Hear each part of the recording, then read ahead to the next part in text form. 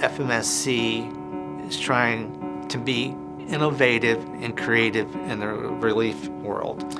So we want to try new concepts out. We want to be leaders as far as not only just feeding people, but if it's within our power to make connections, to go through that relief to development cycle. PBFA stands for Project-Based Food Assistance. So the PBFA concept is basically just using our food as a stable platform, but also inviting those other players to come in and do what they do best right around the same time. So it's a focused approach to going from relief to rehabilitation to development. The other component of it is we wanted to do this in a basically a contained environment. And so the Philippines, with over 7,000 islands, an island's pretty contained. So we decided that would be a good place to try this concept. And we just consulted with our partners in the Philippines, and we went and consulted with the Catholic Church in Manila. The Catholic Church is the primary religion in the Philippines. The bishops in Manila actually picked Marinduque and introduced the concept. Marinduque is an island in the Philippines of over 230,000 people.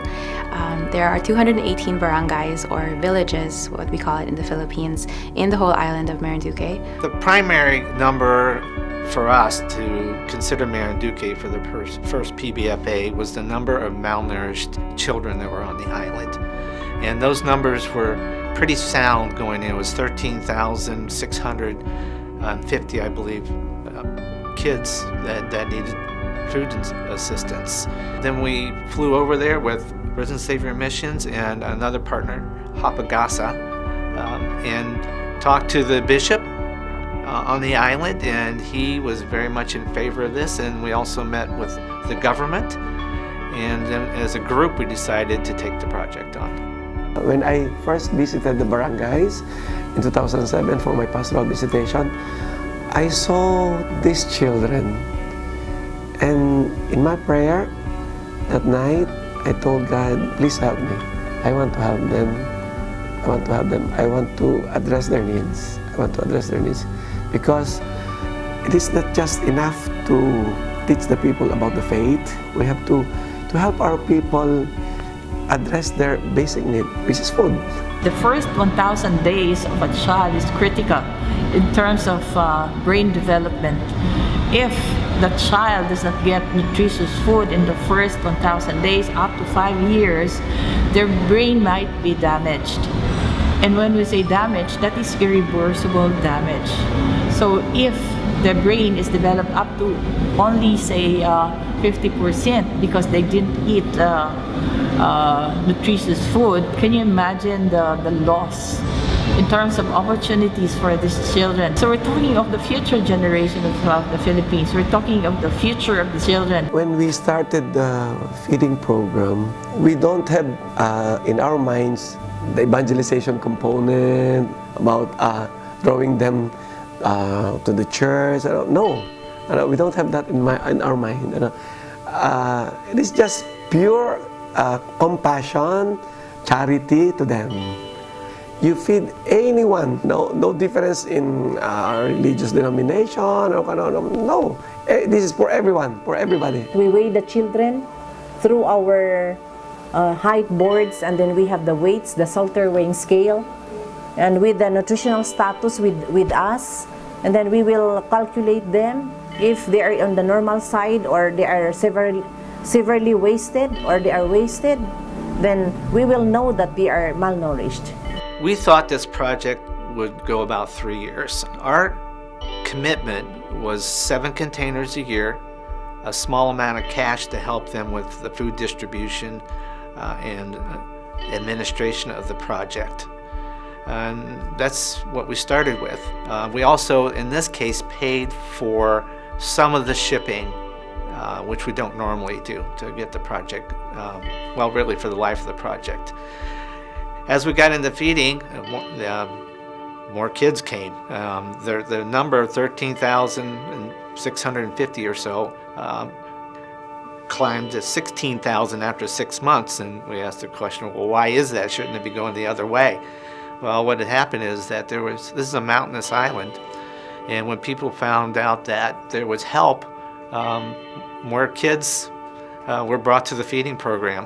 When these manna packs arrived, I was so impressed that these children were accepting this feeding program.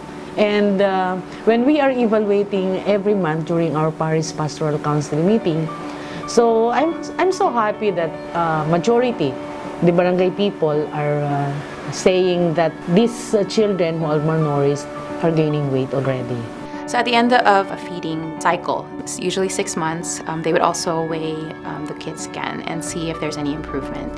And for those that did improve, they graduated from the batch. But then for those who didn't, they would then be included in the next feeding cycles. We monitor if the feeding program is properly implemented. And at the same time, we're also telling them, educate them on how to cook properly with the foods in which the nutrition will be retained, and at the same time teach them how to plant nutritious plants. This feeding program is just a point of entry to the families. Feeding is just one part of it. If you will ignore teaching or educating the parents, it will slide back to malnutrition again. But when we feed the children, we also encourage the parents to participate in the preparation of the food. When we initially started this project, we had a specific bishop of the island that really helped bring the project to Marinduque. But we found that actually about a year later that he was being moved to a bigger diocese. And so a transition in leadership was one of our bigger challenges. And that took some time to really recover from. There was a person in between who kind of helped keep it together before the next bishop came on board into the island. So we began to lose momentum. And so I brought 3 sisters into the island, and they joined RSM as a team. So the sisters came in, and they each took about 80 feeding sites approximately, and they began to do the reporting. These 3 nuns then brought a multitude of skills with them and breathed new life into the program. Then Bishop Junie joined us in the 3rd year, and Bishop Junie is just a very charismatic individual, and he saw the value in it and just took that the whole program by the reins and began to motivate other people to bring it to fruition. When I came here, I saw the hunger. Then I saw the manna pack rice. I never thought it was that important what you eat. In fact, when I saw manna pack rice, I asked them to cook some for me. I said, what's the difference with this from what is a rice or something that we already have? Suddenly somebody spoke to me and told me, Bishop, you don't know the difference when it comes to nutrients because it matters. So that's when I asked, what do you mean by that? Then he said, do you know the components of your manna pack rice? And this is a Filipino telling me that. The components that your manna pack rice is complete. And for that reason, I saw the great importance of the manna pack rice. But not only food, the importance of what kind of a food we have. When I got here, that was 2015, the project was coming to an end. In fact, they have been going through the project of feeding the people for more than 2 years already, I think, or 3 years. And when I got in, I got all the reports in, and then they spoke about how many kids they have fed. And then I also asked them how many kids do we still need to feed, and not only that, was there much improvement on the health of these kids? And then they spoke of numbers. Then I said, so we're ending, and yet from here, where do we go? Because as far as I see it, we have just fed them. So what happened to the education and livelihood part of the project? So they spoke about they haven't done that much about it. So that's when I thought that I had to ask from our partners an extension of the project itself. That's why from 2015 there was this extension of another 2 years, and I called it Chapter 2, which I presented to Feed My Starving Children as the second chapter of the MARINEL project. I'm a new bishop. This is my first time to take care of a whole province. I used to work in a small parish, around 5,000. Now I'm taking care of about 290,000 souls, and it's scary at times. But when I got the nod from these guys, that was strength. That was courage for me. When they provided us Manupac rice, after 6 months, his weight improves from 2.5 kilos to 6.8 kilos. And I've noticed that my child grows really well. She's not sickly. I am very proud of my son, really. I don't know how to express my gratitude.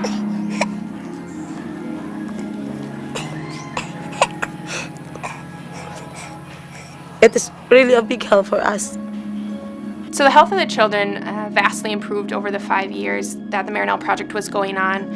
According to the World Health Organization standards for BMI, a lot of these kids went from malnourished to of a healthy state. So some of the impact we also saw with the children in their health, not only were they increasing in body weight, but they were able to pay attention better in school. We had a lot of the nutritional officers tell us that kids' performance at school were increasing, their ability to pay attention was increasing and stay awake, and they were getting sick less often. So that means attendance to school as well was increasing. The SHEGs are self-help groups that we are forming right now, based on the livelihood part, because one of the things that I've learned in the island is people are living a day-to-day thing.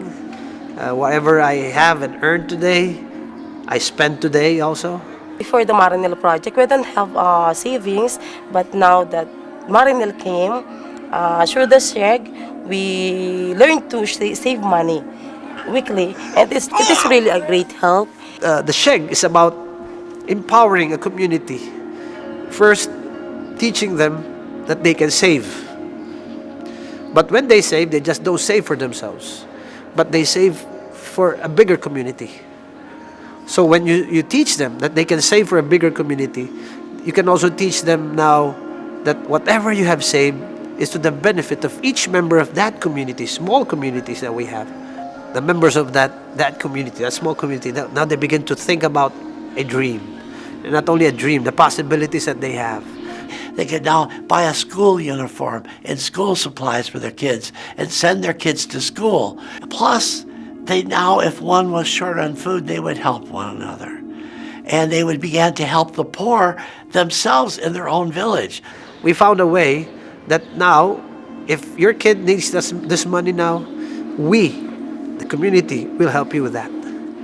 And when my time comes, hopefully not, that my children would need the money, the community will come in again and help them. So you might think it's a credit thing. No, it's not only about credits and loans. It's also about teaching them that if you all decide to help each other, you can do a lot. In 2012, the average monthly income was around $21 for these beneficiaries.